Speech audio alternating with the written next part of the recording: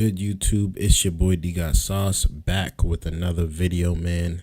It's episode number 5. We up and rolling. It's a beautiful day, beautiful week so far. It's Monday, July the 14th, and y'all know how it is, man. We doing it.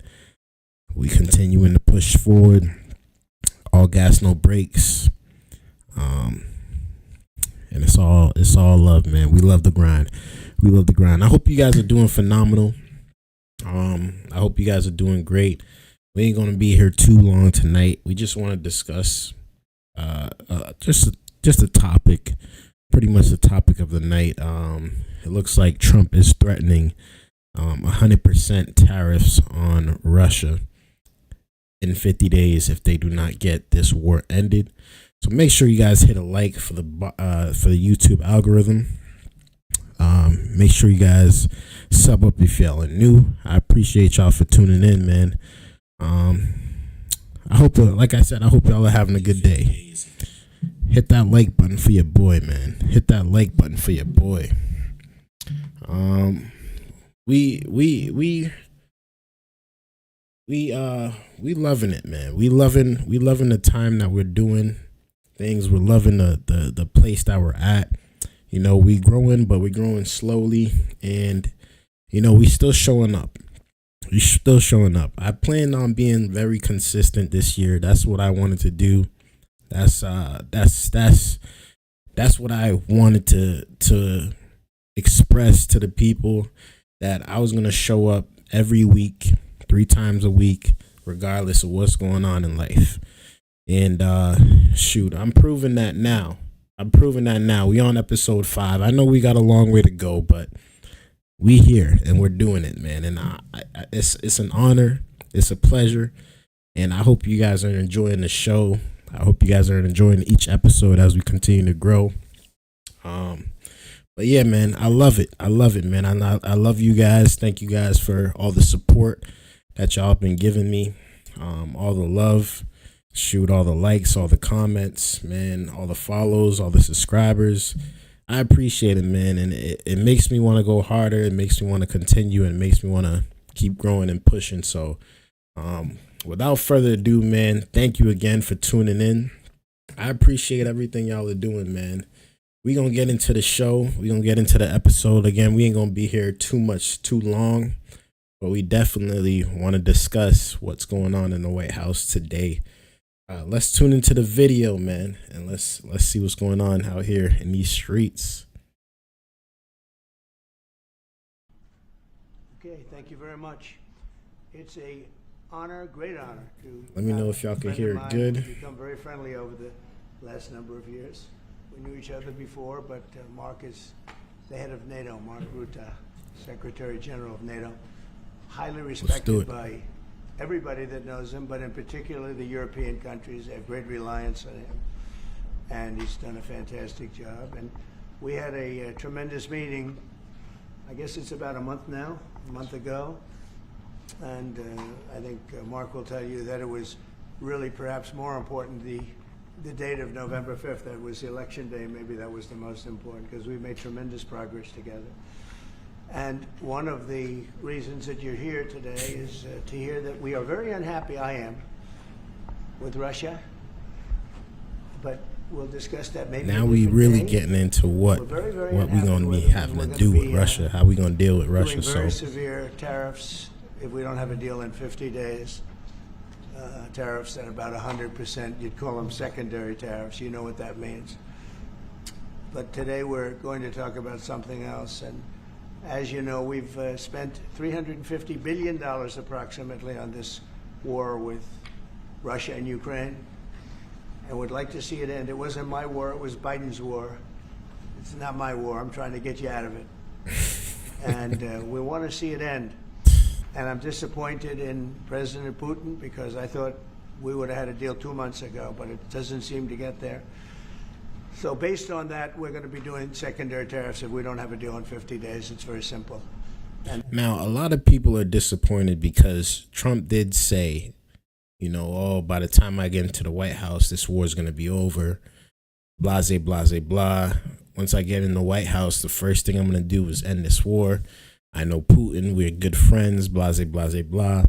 But clearly, Trump ain't got as much pull as he thought he did, which a lot of people ain't talking about, but I'm going to talk about it. He ain't got as much pull as he thought he did, because Putin is just like him, if not worse.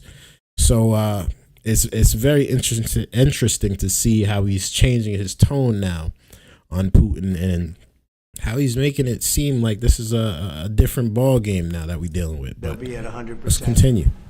And that's the way it is. That can be more simple. It's just the way it is. I hope we don't have to do it. But regardless, we are going to be, we make the greatest military equipment in the world, whether it's missiles. You saw that recently in Iran, the way those planes flew in. They hit every single, 14 bombs hit every target. Then you had the helicopters shoot a total of 30 bombs, 30 missiles, and they hit every single, Marco, is that right? Every single, Pete? Every single target. And it was, I guess, on a scale of 0 to 10, they say it was about a 15. That's how successful it was. That's how lethal it was, a word they like to use nowadays. But it was an amazing, well-organized attack that people in this country want to do for 24 years. You know, when we had the pilots in last week, they were saying, sir, we've been practicing this for 24 years, meaning people, not them, but other people that are a little older now.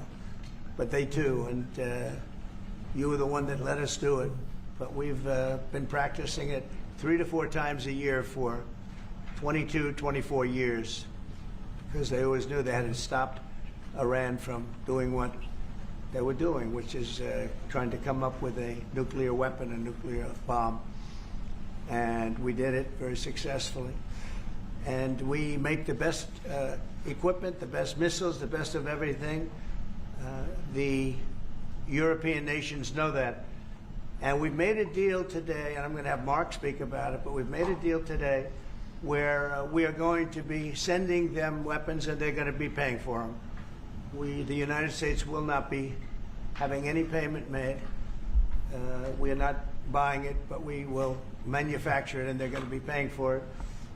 Our last meeting of a month ago was very successful in that they agreed to 5%, which is more than $1 trillion a year, so they have a lot of money. And these are wealthy nations. They have a lot of money, and they want to do it. They feel very strongly about it, and we feel strongly about it, too. But we're in for a lot of money, and we don't want to do anymore. And we can, but we make the best, and we're going to be sending the best to NATO, and in some cases to maybe, at Mark's suggestion, if we go to Germany, where they're going to send early on missiles, and they'll be replaced, and NATO is going to take care of it. It's going to be coordinated by NATO, and they're going to work very much with Matt Whitaker, who's right here, who's a great ambassador, and Matt's going to be coordinated. You better do a good job, Matt. I will. But Matt's going to coordinate. He's a very talented guy. He's going to coordinate everything. So in a nutshell, we're going to make top-of-the-line weapons, and they'll be sent to NATO. NATO may choose to have certain of them sent to other countries where we can get a little additional speed, where the country will release something, and it'll be mostly in the form of a replacement. And I'd like to have Mark, and again, just a highly respected, pretty young guy, for having had the career that he's had, because he had an amazing career before going to NATO. So we spent a lot of time together over the last couple of months. And if you could say a few words. Absolutely. Thank you. No, Mr. President. Now, I'm new and not really familiar with this guy, but apparently this is one of the big wigs in NATO. And probably, if not the big wig, the biggest wig. So there's going to be a deal now with the United States and NATO, to where NATO is going to be taking our weapons. They're going to be purchasing our weapons, and they're going to be spreading them across their NATO allies, which is just NATO revamping their military, their equipment, and they're doing it with the best equipment. So I like what's going on here. It's good for NATO. It's good for the United States. It's going to make the United States a lot of money when it comes to the military. And it's also going to give our allies very, very good weapons and powerful defense, whatever they need, of course, to survive out there in these streets. Donald, this is really big. This is really big. You called me on Thursday that you had taken a decision. And the decision is that you want Ukraine what it needs to have to maintain, to be able to defend itself against Russia, but you do want Europeans to pay for it, which is totally logical. And this is building on the tremendous success of the NATO summit, the 5%, but also the decision to keep Ukraine strong and the decision to increase our defense industrial production.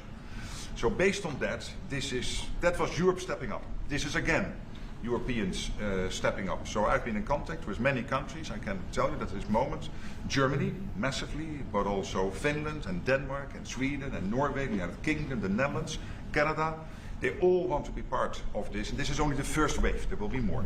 So what we will do is work through the NATO systems to make sure that we know what the Ukrainians need, so that we can make packages. Of course, in a way, we discussed it this morning with Pete Hegseth at the Pentagon, in a way that, of course, the US will keep on its stockpiles necessary to defend this country. That's absolutely clear.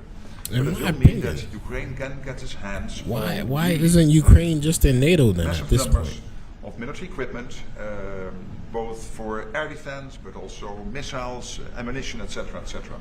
So if I was Vladimir Putin today and hear you speaking about what you are planning to do in 50 days and this announcement, I would reconsider whether I should not take negotiations about Ukraine more seriously than I was doing at the moment, if I was Vladimir Putin. But when I'm Ukraine, I think this is really great news for them. So I really want to thank you for that, and it means the Europeans paying for it. And again, I mentioned all these countries, we will deal with that. And exactly as you said, it might also mean that countries will move equipment fast into Ukraine, and then the US later backfilling it, because speed is of the essence here. So really, thank you. This is important. You did a great job. That's amazing for Ukraine. It's amazing for our allies. It's amazing for everybody involved. Not so much Russia, because now we're seeing that the military across the world is now getting active and is really trying to ramp up and protect Ukraine. Unfortunately, Ukraine is still getting bombed every day. They're getting taken over. Russia is definitely gaining traction on it. And it looks like everyone is actually trying to slow it down at this point in time. So it's very interesting to see how they're coming together. Is it going to mean anything in a couple of months? That's what we're going to have to see. But it's definitely looking, it's looking like they're finally really ramping up the offense and defense on Ukraine. And why not just say Ukraine is going to be a part of NATO now? Why not just do that? Why not just say that? Because at this point in time, that's what's happening. It's just not on paper. But I'd say just do it. We've been very successful just do it. Settling wars. You have India, Pakistan. What up, Brett? You have Rwanda. What up, Brett, my guy? Going on for 30 years. India, Back by the again, way, man. Episode number 5. You already know, man. Hope your week is going good. Hope you had a good weekend. We did that through trade. I said, we're not going to talk to you about trade unless you get this thing settled. And they did. And they were both great leaders. And they were great. But Rwanda and the Congo, that was going on for 30 years.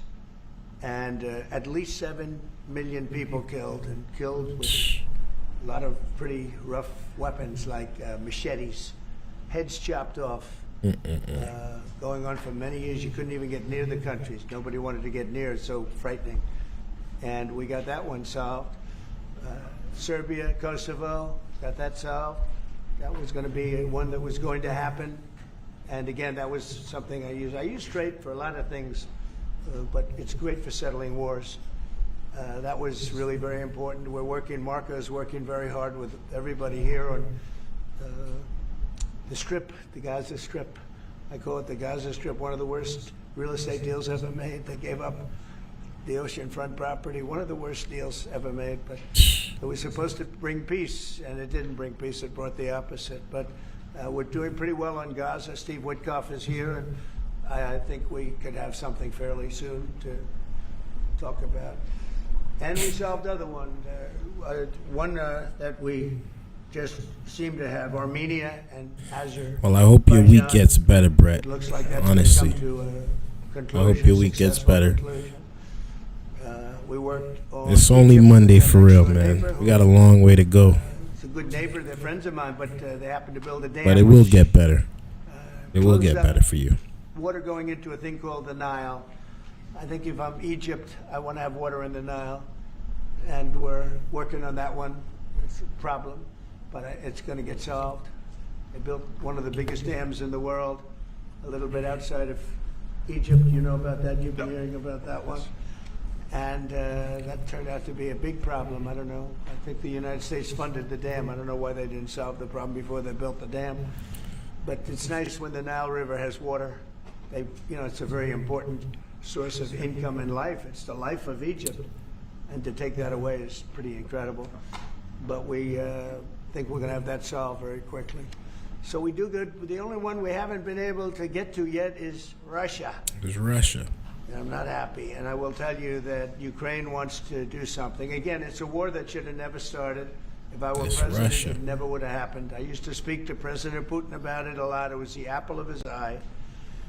But once I saw what was going on, I said, they're gonna have a war here. I was outside. The election was rigged, and I was outside looking in, and I said, that thing's going to be a war.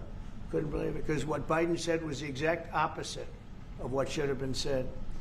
And it started, and it's a real mess. We're losing, I guess they're losing 5,000 or 6,000 people a day. It's actually now more. I was saying 5,000 a day. It's actually more now. Mostly soldiers, but a lot of people in cities and towns that are getting blown up. A lot of innocent people are dying, man. It's not just soldiers. A lot of innocent people, especially in Ukraine, man, they're dying every day, man. And it's really sad to see. It really is, because again, you want to have sympathy for the people that is dying, but at the same time, like, you want to do something about it, and that's going to be killing more people. Like it's like you have to get your get back somehow. And it's unfortunate, because you don't want to see Russian citizens die. You don't want to see innocent Russian people dying. But that's what's happening in Ukraine, and it's really out of pocket what's happening. It's really out of pocket. It's really sad, and I think that, a lot of people is going straight to hell because of this. It's a horrible war. It's just my opinion. And so if it's not done, if we don't have an agreement in 50 days, that's what we're doing. Secondary tariffs, and they're biting. And I hope we don't get to the point where we do. But I've been hearing so much talk. It's all talk. It's all talk, and then missiles go into Kiev and kill 60 people. It's got to stop. It's got to stop. But the purpose of this is to say that this is a very big deal we've made. This is billions of dollars worth of military equipment is going to be purchased from the United States, going to NATO, etc. And that's going to be quickly distributed to the battlefield. Ukraine will take it up. And, say what you want about Ukraine. When the war started, they had no chance. And they still would have had no chance if the equipment, they had the best equipment, because we do make the best planes and missiles, and we make the best military equipment in the world by far. And we have new things coming out that are beyond belief. And I'm very excited about the Golden Dome. It's going to give us very strong protection. We've already started that. But they had courage, because somebody has to use that equipment. And they fought with tremendous courage, and they continue to fight with tremendous courage. But they don't have, they're losing on equipment, and Russia's really taken a very positive, very strong, what they've done the last couple of weeks. You almost said positive. So what they're doing is 700 drones a day, missiles, bombing cities. This is not because of military goals. It is just creating panic, keeping people out of their sleeps, hitting towns. Yeah. It's really terrible, and it is meaning a lot of people lose their lives, but also the infrastructure, whole cities being they're wiping out the electric. It's going to take years to rebuild it. That's going to be the next problem, because that's going to take a long time.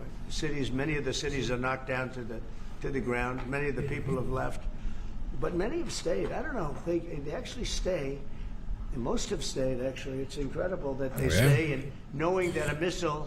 Brett says nothing really has changed. Either Russia is allowed to conquest another European country, one as big as Ukraine, or they aren't.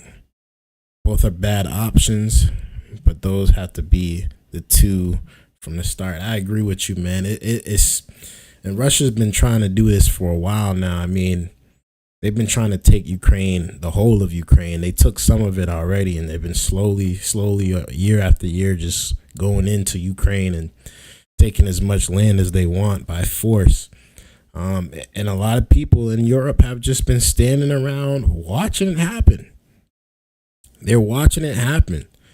And I don't know if that's because they're afraid.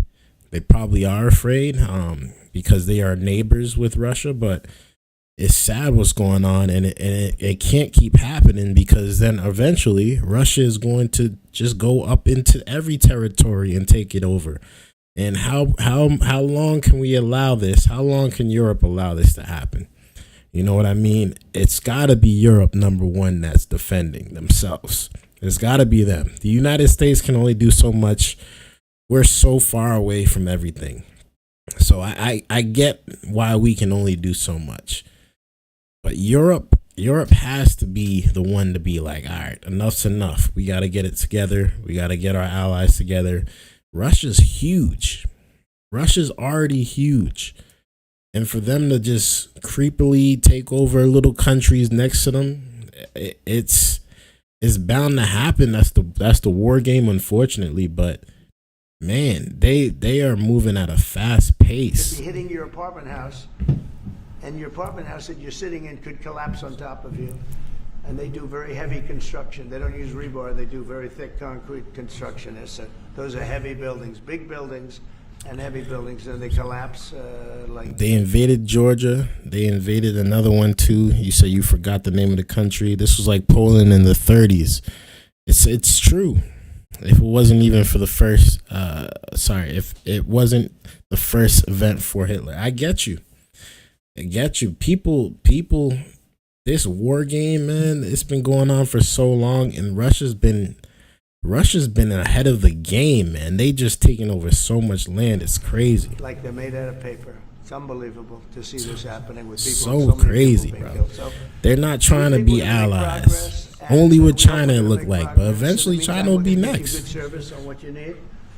And we really became friendly with NATO this last meeting. You know, we went from 2% to 5%, which everyone said was not even a possibility. They weren't paying 2%. Many of them were paying much less. It's very important for us to learn our history, though. This is exactly why I like paying attention to this stuff, because at the same time I'm learning. You know what I mean? And they're great people. It's not all about who's in charge, who's politically correct. Now, this is all history, regardless, you know what I mean? So it's important for me to really process what's going on and understand it. That's going to have an impact on Vladimir Putin, and we hope it's going to have an impact on Ukraine also. We want to make sure that Ukraine does what they have to do. All of a sudden they may feel emboldened, and maybe they don't. I agree with you, Brett. I agree with you. Difficult situation. Ukraine wants peace deal. I think so. And they will stay committed to that. There's no doubt they want it. But the Russians have to become They have to continue to want it, though. Yeah, I agree. But you and I will make sure of that. You know, it's hard to say Ukraine wants peace, because obviously they want peace. If they don't want peace, they would have just bowed down by now. I mean, they want peace. Everybody knows Ukraine wants peace. They can't even ask for peace, though. They're not even given the hand of peace. They don't have those cards. The only peace they're going to be getting is if they say, okay, Russia, you can have Ukraine. That's at the moment, that's what it's looking like, unfortunately. So for them to be like, yeah, Ukraine wants peace. Well, you just saying the loud part out loud. You ain't saying nothing. You and I will make sure of that. Well, I ain't saying nothing. That they will do what has to be done. Plus, we have certain parameters that both sides know, and we already know what should be done. So I think that's going to be it's going to be very strong. We want everlasting peace. Any questions, please? Yes. Thank you, Mr. President. What was the tipping point for you in making this decision? Was it a conversation with President Putin? Was it a piece of intelligence? And why are you giving 50 more days? I think I think it's a very short period of time. I think, don't forget, I've just really been involved in this for not very long, and it wasn't initial focus. This is a Biden war. This is a Democrat war, not a Republican or Trump war. This is a war that would have never happened. It shouldn't have happened. A lot of people being killed. When the final numbers come in, you're going to see a lot more people are being killed in this war than you think, than you've been writing about. It's a very deadly war. They're all bad, but this is a very deadly war. The numbers are going to be far greater. When an apartment house comes down, and they say 2 people were slightly injured. No, many people were killed, and those numbers will be at some point accurately reported. So far, they're not. It's a deadly war. I think that you're just going to see. That's I true. think you're going to see strong movement. I hope so. I hope so. You know, the secondary tariffs are very, very powerful. What about the tariffs that the Republicans in the House and the Senate have read? Yeah, 500%. sure. Why are you giving 100%? Well, the Republicans are moving very strongly in the Senate, giving us total control of it, but I'm not sure we need it, but it's certainly good that they're doing it. And Lindsey Graham's working hard. The whole John Thune, all of them, they're all working hard. And they're in coordination with Mike Johnson, Speaker in the House. And I think they've actually crafted a pretty good piece of legislation. It's probably going to pass very easily. And that includes Democrats. And there's some little tweaks. But I don't want to say I don't need it because I don't want them to waste their time. It could be very useful. We'll have to see. But we can do secondary. We're probably talking about 100% or something like that. We can do secondary tariffs. I don't know why. I don't even know why waste the 50 days. Why waste the 50 days? Like, we're talking all this talk. We've been talking for months. Nothing's been happening. Why pull it off? Why wait for the 50 days to happen? Let's get this stuff rolling today. If you're that serious. Like, why are we giving him time to blow more stuff up? I wanted to swear. I try to keep it clean on this channel. I really do. My last channel got demonetized. I try to watch my words. I try to watch what I post. But why let him keep blowing shit up? Let's get it together. Come on, man. We gotta stop this, and we gotta stop this now, without man. the Senate, without the House. But what they're crafting also would be very good. So are you suggesting then that the Congress should move forward with those? Put the 100% tariffs on them today. Don't wait no 50 days. Yeah, Don't give I mean, him the time to blow up 500 more is, buildings and sort take of more land and meaningless take after a more while, lives. because at a certain point, it doesn't matter. It's not going to be, is 100. 100 is going to serve the same function. But yeah, I have it at 100%. They may have it. I don't know what they're going to end up with. They may have it at 100 too. They may have it at 500. But they're doing some good work in the House, and I think in the House and the Senate. And as you know, they're coordinated, and they can have it done quickly. They said they'll have it as quickly as I need it. So we'll see. We're talking to him. In fact, John Thune's coming over later on. You see what I mean? He says they'll have it as quickly as he needs it, but yet he's giving them 50 days. Like, stop wasting our time, bro. Stop wasting our time. Peace through strength is what you ran on. And if I'm Vladimir Putin looking at this, I'm in the power, and I'm already doing what I'm doing, and he's saying he's gonna give me an extra 50 days to figure stuff out before he whips tariffs on me, before we really become enemies. And it is what it is. Like, I'm gonna keep blowing stuff up. This tariffs, that's your threat. I get it. It stops a lot of different wars. It has stopped a lot of wars. Don't get me wrong. They're a powerful thing, but you're giving me time to think about these things. You're not even like saying, no, we putting them in right now. This has to end right now, today. Like, you stop giving me time. If you're serious, stop giving me time. Let's get to business right now. Yeah, That's just my thoughts. That's just my thoughts. But you know, I'm a little different than a lot of people, I guess. Is it your view that Vladimir Putin misguided, did he misguide us? did not clarify his intention? Yeah. to appease you? Well, And what happens now in the next phase? you're going to see. I mean, we're going to go for a period of time. Maybe he'll start negotiating. I think I felt, I don't know about you, Mark, but I felt that we had a deal about 4 times. Mm-hmm. And here we are, still talking about And he didn't send serious people to the negotiations. So I remember that you were able, with Marco Rubio and with Steve Witkoff, to get these talks going in Istanbul. Yep. I remember I was myself in Turkey for NATO business in May, and we really put pressure on the Ukrainians to send a senior team into Istanbul, and they did. But then the Russians came up with this historian explaining history of Russia since 1250. We thought, And that's the thing. we should have had a deal done. Excuse me.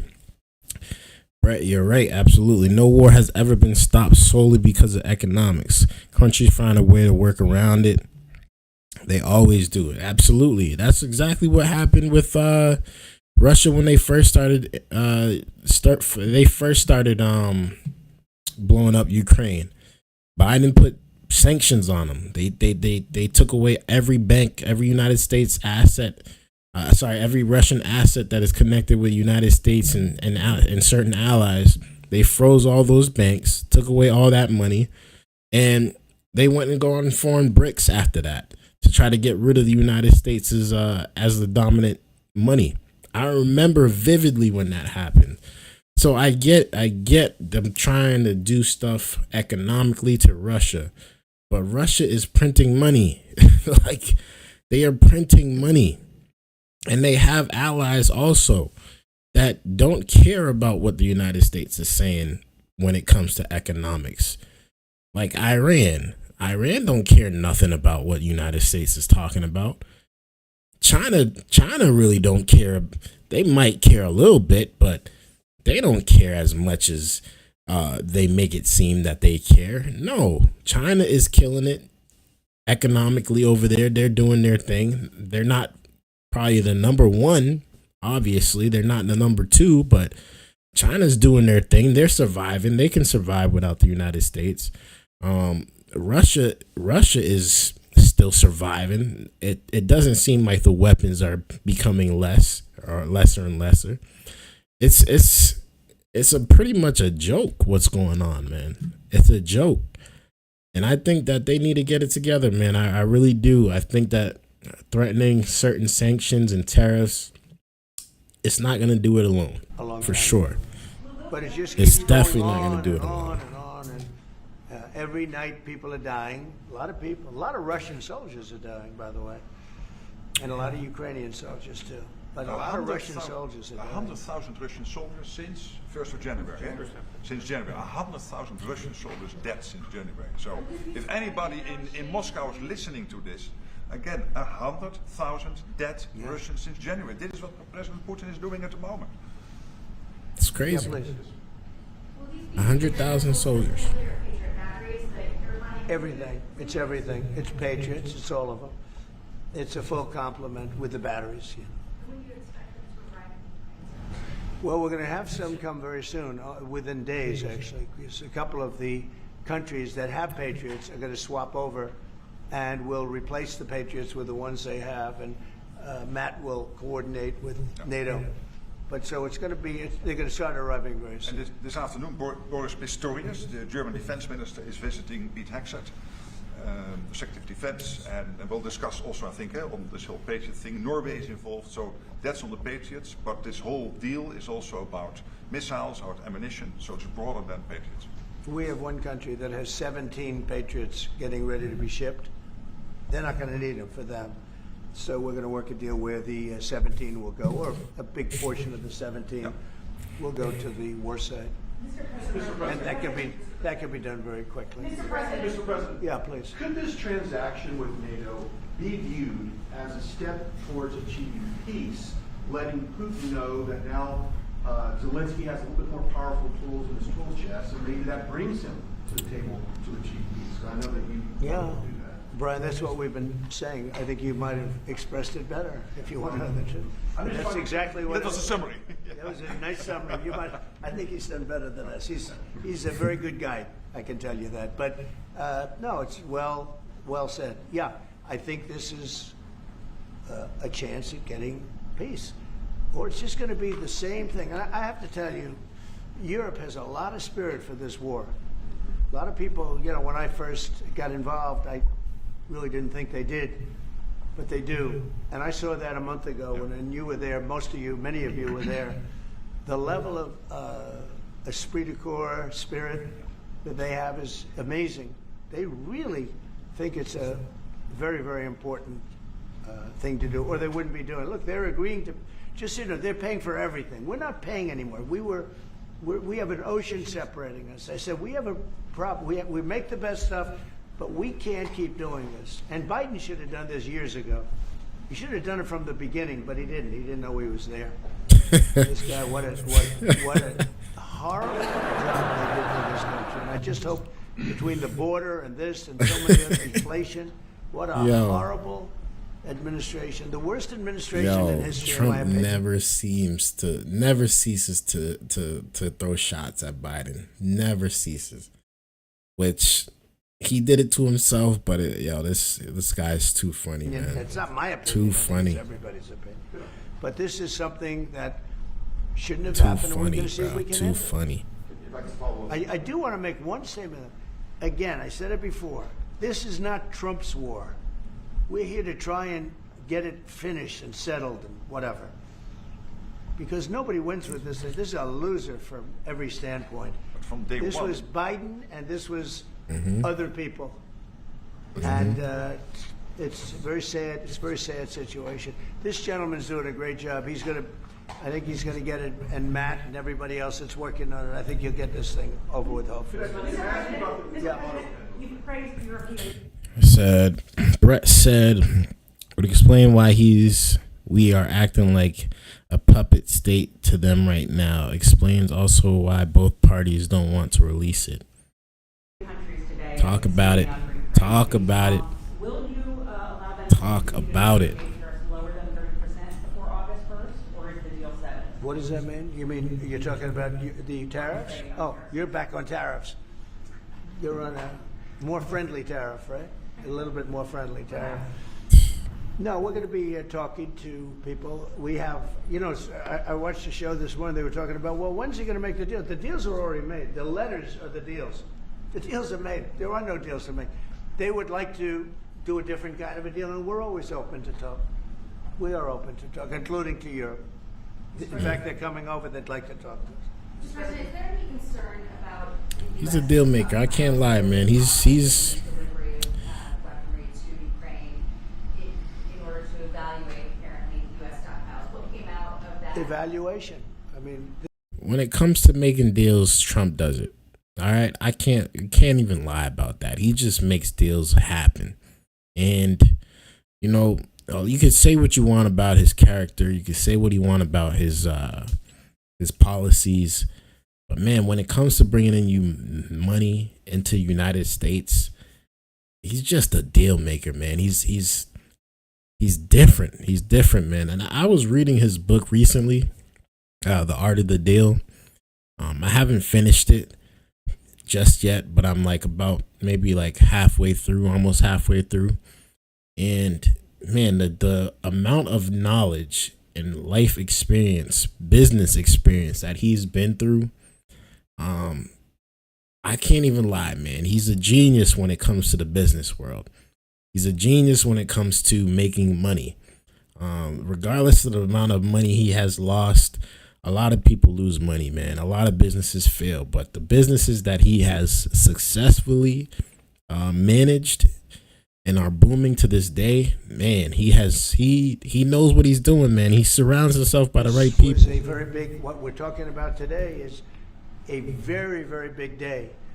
And what Pete was doing, and me too, I knew what Pete was doing, was evaluation, because we knew this was going to happen. And now we actually announced it. They voted on it. It's all been done.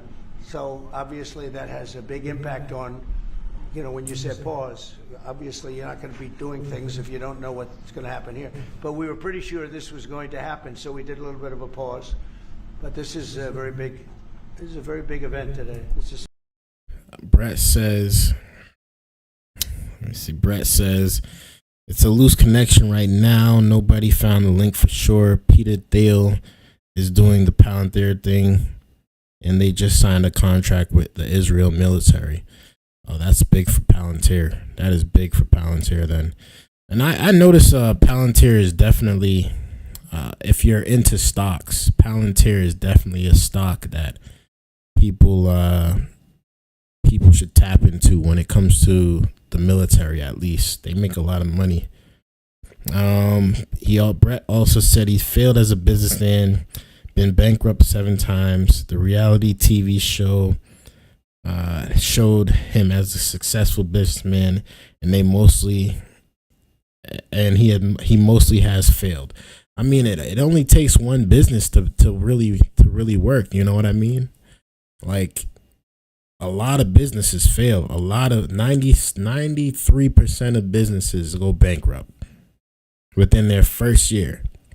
So it makes sense. I'm not saying that he's the greatest of all time, but I'm just saying the businesses that he did successfully create definitely are successful. And there's no doubt about it. And it's the same for any businessman. Look at Elon Musk. Look at Jeff Bezos. What's his name? Shark Tank guy, Mark Cuban. All of these guys have failed at plenty of businesses. Even Mark Cuban's book, I read that book, and he didn't become a millionaire until he was in his 30s, his late 30s, and I believe he started off selling, it was skis, and the amount of failures that he has had to get to where he is now, to own the Dallas Mavericks, to own multiple businesses and partner with multiple people. He puts himself in some really, really good places. He started with about $200 million. Yeah, you can do a lot of business with that. That is true too. I can't lie. He did start. He had a head start because his dad was a huge construction guy. But again, that speaks to the name. You know what I mean? His father was a big guy in construction, so obviously that gets passed down to him. But yeah, these people at least know how to make money. You know what I mean? They know how to make money, and they make more than they have lost. And he's doing that for the for the United States. Don't ask Fred me questions Trump. yet. How far? I don't know. I want to get the war settled. Exactly. And I have a problem. Exactly. JD has a problem. It's a sin. Exactly, He's had Brett. for a long time. They're not Americans dying, but Huge there are a lot of contracting people guy. dying, and Huge something construction should guy. be able to be settled, and we all agree with that. This group of people, that, And he pretty wanna much took defend it our over. country, but ultimately, having Next a will strong probably be Europe Barron is a very Trump. good thing. It's a very good thing. So I'm okay with that. Yeah, please, in the back. Yeah, is there a ceiling on what the Europeans are willing to pay for? And it sounds like, are you ruling out the U.S. paying for some? How is he making money for us? Shall I try to Well, answer? okay, I'll explain a little bit of how he's making money for us. He's getting rid of certain programs that were just spending money, and it was going into the random air. It was just getting wasted. Like certain things, like the studies that they were doing in different countries that, we really had no business sending money over there. That much money. I could understand sending some money, but the amounts of millions and billions of dollars that we were sending to certain places, definitely it shouldn't have been done that way. And the amount of money that he's actually taking in from other businesses as well. We're getting investments from all types of different countries that are coming in especially in the auto world, where Apple's building plants here. That's going to create jobs for techs. And I'm not even bringing up tariffs. Apple is bringing in jobs. Ford is going to be creating more jobs. We got different semiconductors from Taiwan. They're going to be coming over now, so they don't have to pay tariffs, and they're building plants, and that's going to create construction jobs, which then creates desk jobs, whatever jobs they need in that certain field. There's plenty of job creation that is actually happening from these tariffs. Whether we may disagree with them or not, there's definitely a lot of jobs that are being created off of these tariffs. And then he just go to Saudi Arabia and bring back like $500 billion from the prince over there. Like he's bringing in money. Now, at the same time, he is spending a lot of money too. Don't get me wrong. I'm not saying he's doing it perfect. I'm not saying that he's got it all figured out. He definitely is spending money too.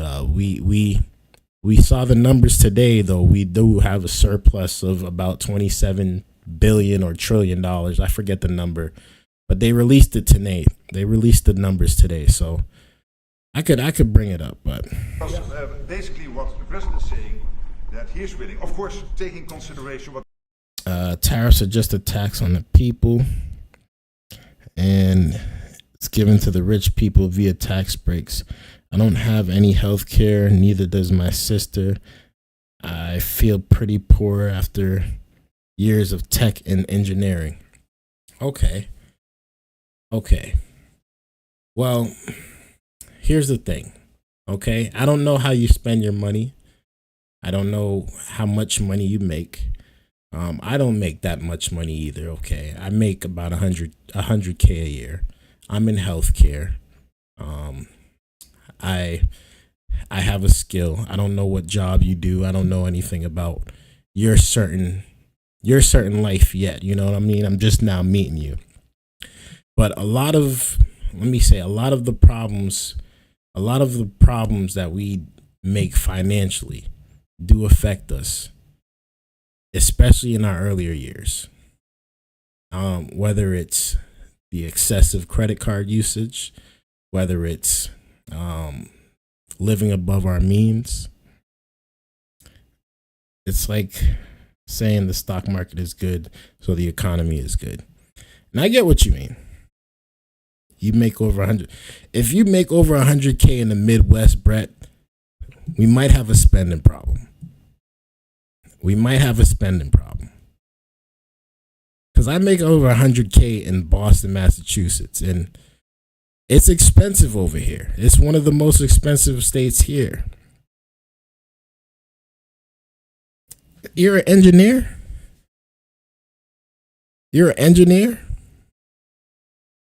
So, all right, what is it with you then? What is it with you? Is it how you spend the money? Is it the bills? What do you think is the issue that your 100K is not stretching? Because I know for a lot of people it's debt.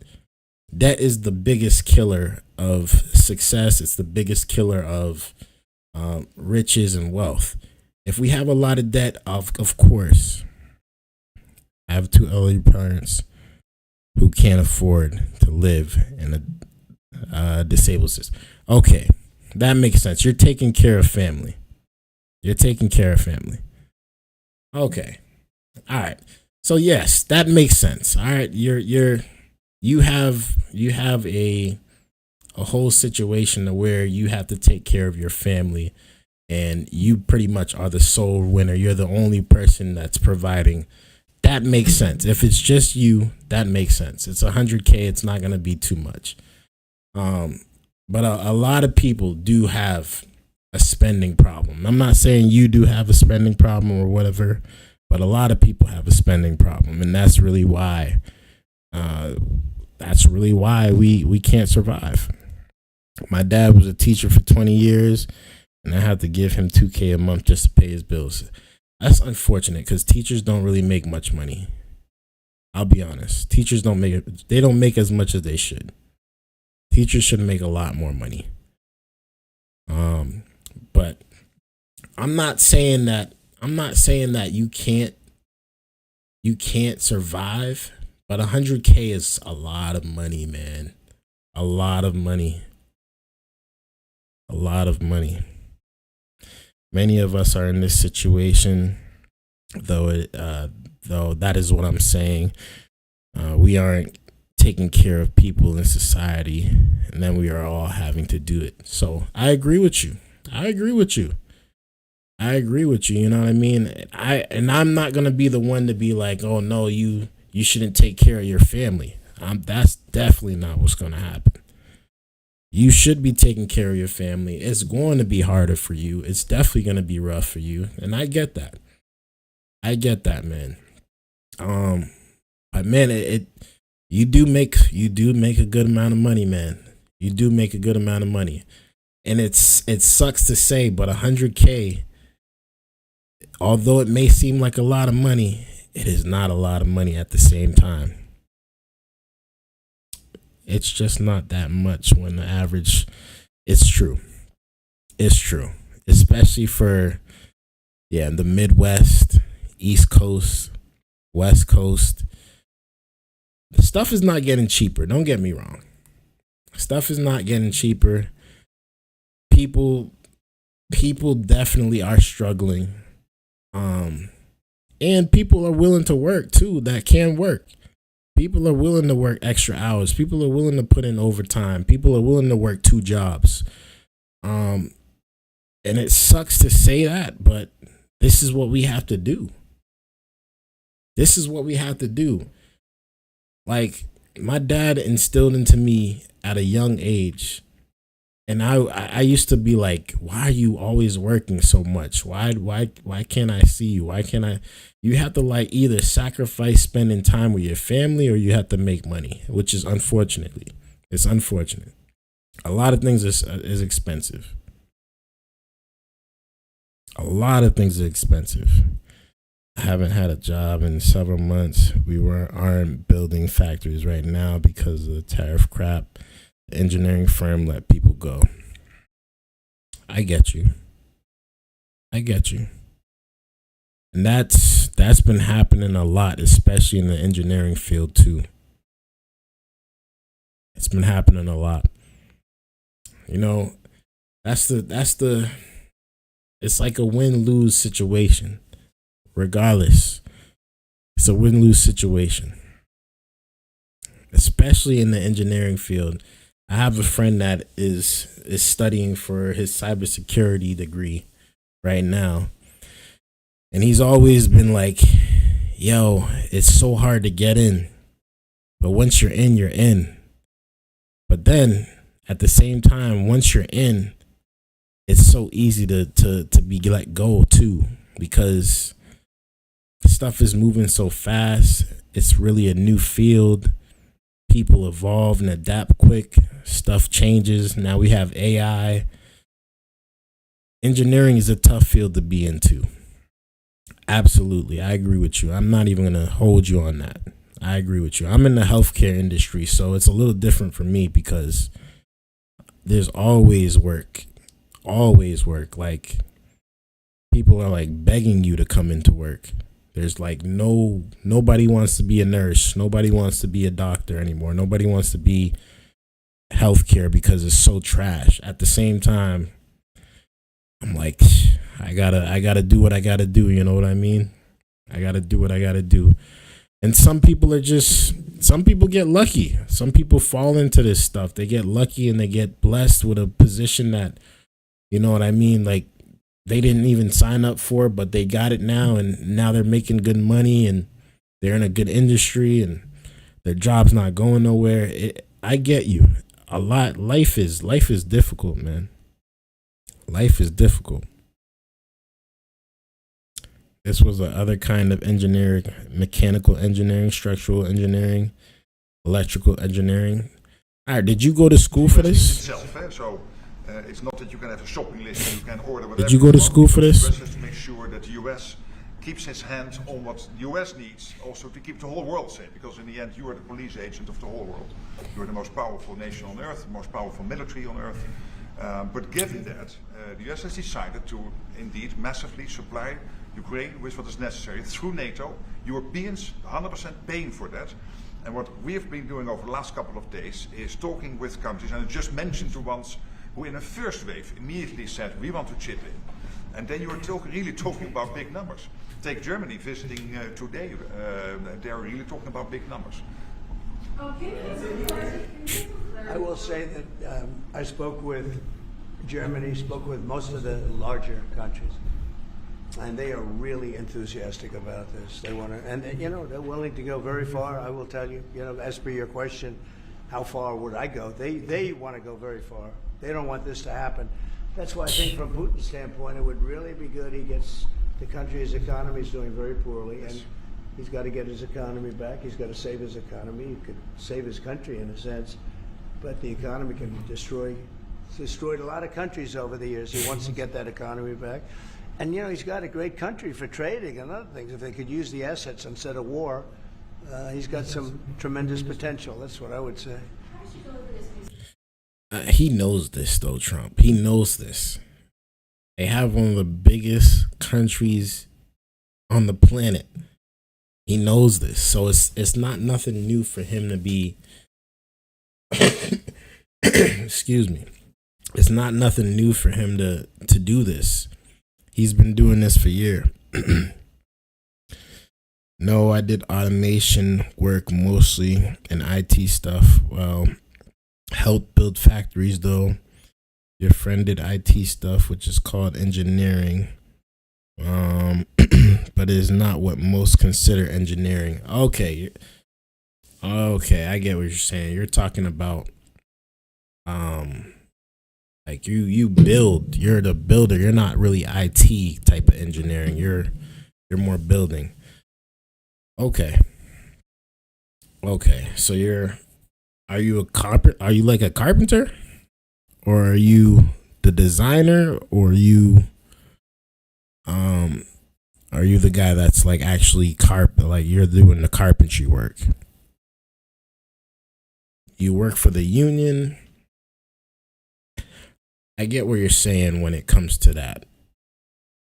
There's different types, because there's mechanical engineering, there's computer engineering, there's software engineering, there's different types. So I get what you're talking about. My dad, he's a carpenter. I wouldn't call him an engineer, but I guess some people would call him an engineer. But to me, he's always been called a carpenter. Recreate the big drawing that people use to build the factories. Okay. So you're like an architect, architectural engineer. I'm not an engineer, but I helped make the factories run after it got built. Okay.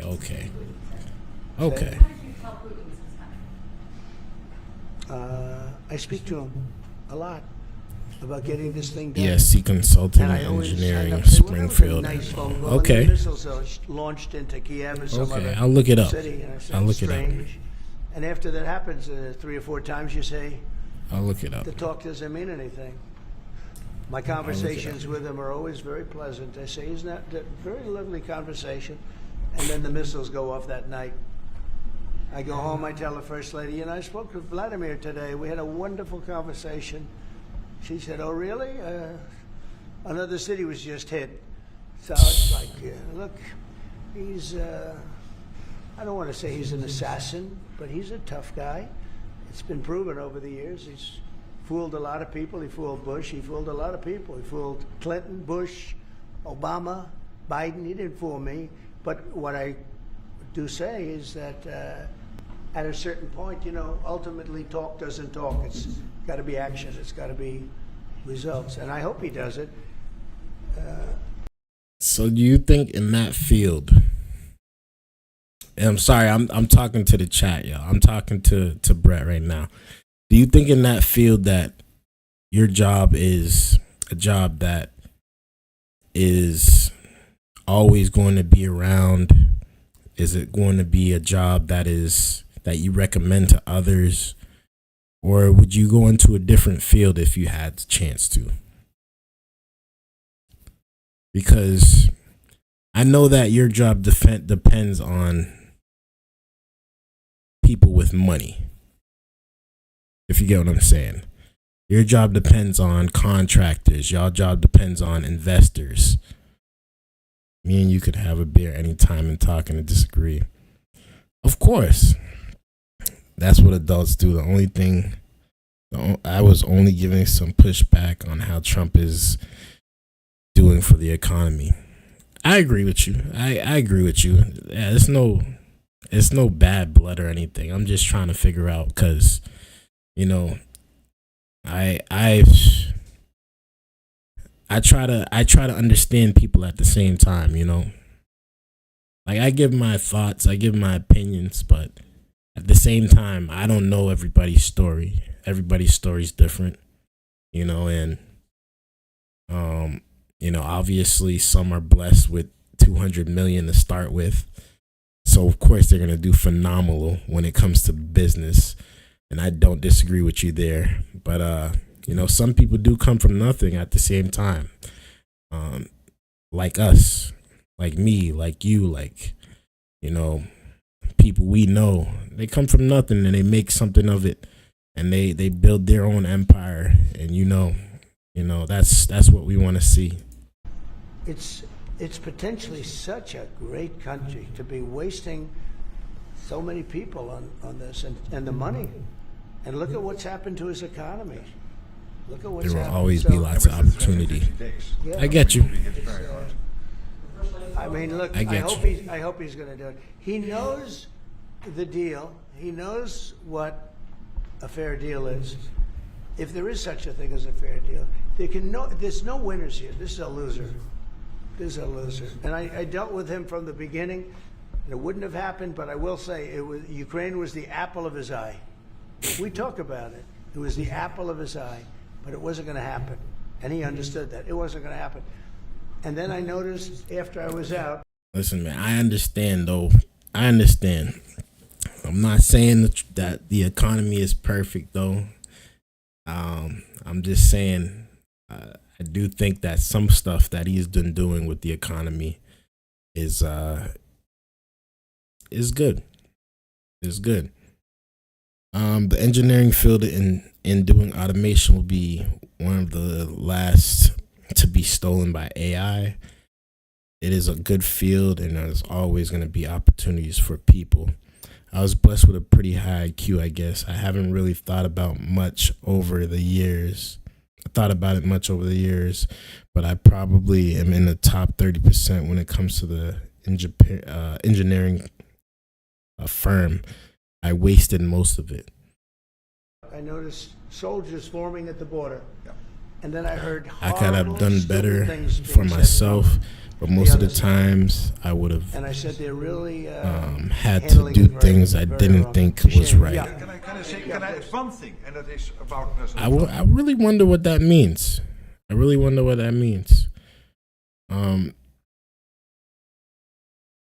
We agree about other stuff. We might not agree about this thing. That's cool, man. That's cool, brother. That is cool, honestly. That's what I love about people, man. Especially people that have experience in life, man. You have an opinion too. And I respect it. Man. We can agree to disagree, but I respect it. Office in January. On the 12th of February, you had your first phone call with Putin. I think you did exactly what I hoped you would do. That is breaking the deadlock. Starting the conversation. Yeah, shout out to Brett, man. He's a real one. I know Putin very well from the days Brett is a real one. You have to test him. And you did this. And you really gave him a chance to be serious, to get to the table, to start negotiations. Steve Witkoff, Marco Rubio, we all try to help you. But you now come to a point where you say, well, hey. We actually thought we had probably 4 times a deal. Yeah. I mean, you would call and you said, this looks good. Yeah. And then the deal wouldn't happen because bombs would be thrown out that night and you'd say, we're not making any deals. It was like, I do have a question via Lookwise.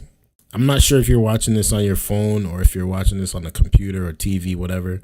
but is the screen better at the bottom or the top of the screen? Like, because I can move it from the bottom to the top. It looks like when I'm looking at it like from off my phone, it looks like the chat is covering. So I don't know if you have to like this like take off the chat to see the video, if it would make it a better look if I had it at the top of the screen instead of the bottom of the screen. Let me know your thoughts, man. Let me know how I can like be better at this. You know what I mean? Because you had to start that process. You were the only one who was able to do that. I think we'll get it done. Brett says, I've had the opportunity to advance, but I would have required lying to people or telling people they needed stuff when they didn't actually, just to make more money, that kind of stuff. Yeah, I get you then. That's not, if that's not your character, if you're not a liar, if you're not, you know what I mean, someone that's just trying to make money and not care about the actual product you're giving out. Yeah, I get you. I get why you wouldn't want to do that. It would be better if it was full screen and not portrait. But it's okay right now. All right, I'm gonna figure it out. Yeah, I think we're going to get it done. I think, look, I'll leave it for now, and I'll work with this is a very powerful situation. I'll work You have with what I very got right wealthy now. countries buying the best equipment in the world. And we have the best equipment in the world. We make equipment like no other. You know, our submarines, nuclear submarines, are so powerful. Do you think, Brett? Do you think? They're most powerful weapon ever built. And we have the best in the world by I get you 20 years 100%, behind, bro. 25 I years get you. behind us. You're a real guy. You're a real one, bro. You're a real one. I could tell from the from just knowing you from these past couple weeks, you're a real one, bro. You're a real one for real. The New York Times over the weekend. He did not speak to them on the record during his time in office at all. He spoke to them recently, and he defended his use of the autopen and said that he signed off on every decision. But at the same time, the Times reports that he did not individually approve each name for the categorical pardons that applies to large numbers of people. What are your two take on that? Any new revelations from? Well, I mean, you're talking about the autopen. Look, the autopen, I think, is maybe one of the biggest scandals that we've had in 50 to 100 years. This is a tremendous scandal. And I know the people on the other side. Man, this guy is so funny sometimes. That Resolute desk, unfortunately, he used it before me. But, you know, we have our choice of 7 desks. They're all beautiful. But I chose the Resolute, and so did he, unfortunately. But the people on the other side of the Resolute desk, I know them. Lisa, the whole group, and they're no good. They're sick people. And I guarantee he knew nothing about what he was signing. I guarantee it. So they're going to figure it out, and we'll see what happens. But to me, the autopen, you know, you elected president. You know what the autopen is supposed to do? Sign thousands of letters from young people that write. We get thousands of letters a week, Susie, right? Thousands. I mean, tens of thousands sometimes. I look at a room. There's a room where we have many, many people working, responding and sending letters back. That's what an autopen's supposed to be. To write to a young 7-year-old boy that writes to the president, and he wants to be president someday, and he loves America. That's what the autopen's supposed to be. It's not supposed to be for signing major legislation and all other things. No, That's the fair. autopen, and That's I doubt fair. he knew. I doubt they even spoke to him about it. I think they had, it's called a freewheeling autopen. Like, Biden was never for open borders. Biden was never for transgender for everyone. So I don't think I think the radical left people that took over the White House, and if I didn't win, our country was finished. You know, when I was in, and I said this a couple of times, I hope I don't bore you with it, but when I was in Saudi Arabia, I was That's in fair. Qatar, I was in UAE, and then I met with all of your leaders, including you, a great leader. He's now the leader of many countries, not just No.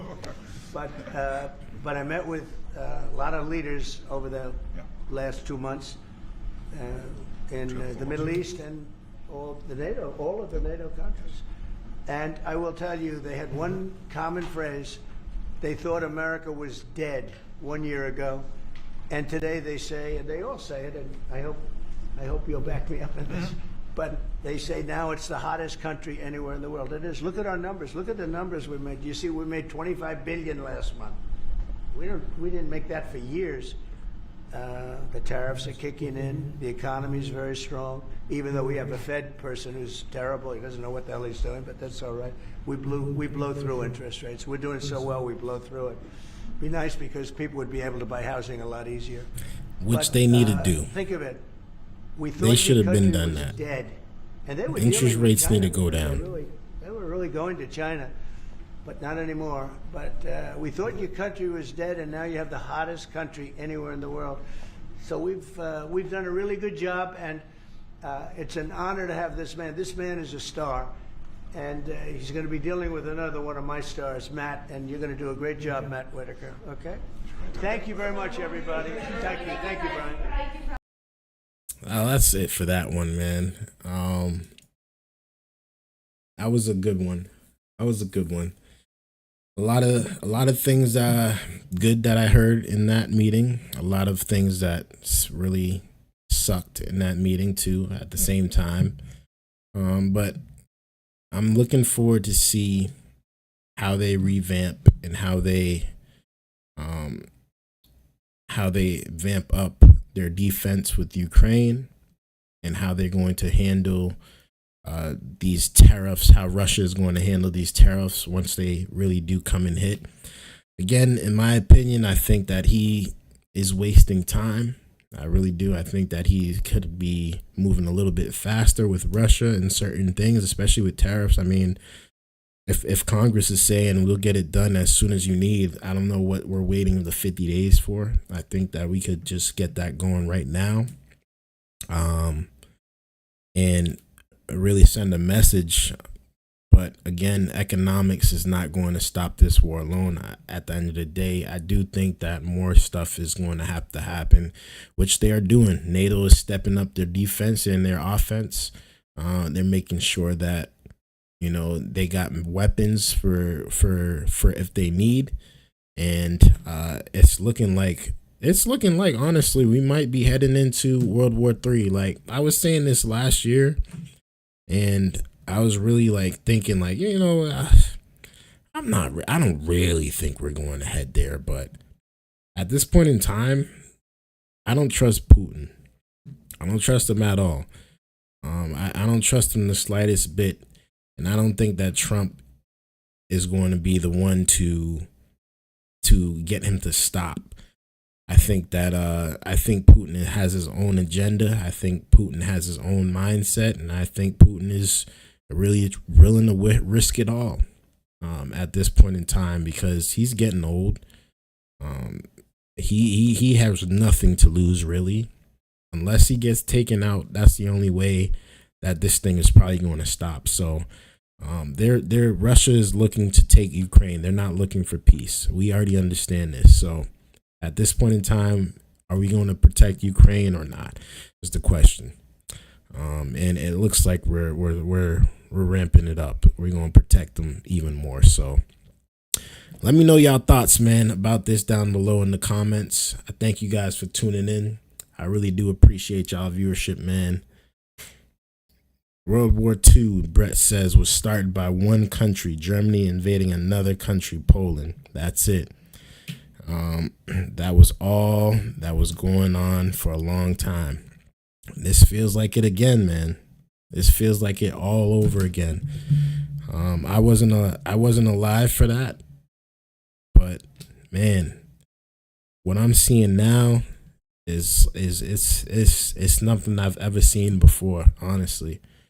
And I feel bad. I really do feel bad because, again, so many innocent people are dying for what? Just so you could say, I want your land. I think Putin is out of pocket, man. I think Putin is out of pocket. I don't care what was happening back in the day. I don't care what they said they want Russia to look like. He's out of pocket. Ukraine is free. Ukraine is its own country, and it should be able to live and thrive however it feel and please. I understand they don't want Ukraine to be a part of NATO, and that's what's happening anyways. So we might as well make that happen. But I think it's absolutely wrong what's happening in Ukraine. My only point is that history plays out differently when you are inside the box and not looking down from it. A history book. Absolutely. Absolutely, man. Absolutely, Brett. On the money, man. On the money. Yeah. It's only a matter of time, man. We are writing this book right now, right? We're writing the history book right now.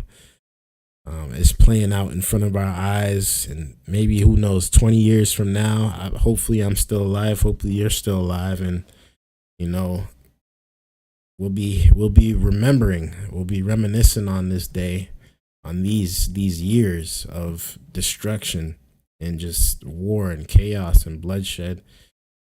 And we'll try to not make it happen again. Obviously, we say this over and over and over again, like, we're gonna try to prevent the next World War, but for World War I to happen, there had to be bloodshed there, and then we said World War II would not happen, and then that happened too. So now we're just at the next one, and we're trying to prevent from saying this is World War III, but it absolutely, honestly, in my opinion, it is. It is. The whole world is involved. It's not just two countries. But that's my thoughts too, man. I appreciate y'all for tuning in. I really do. Y'all are the greatest, man. Y'all are the best. Y'all,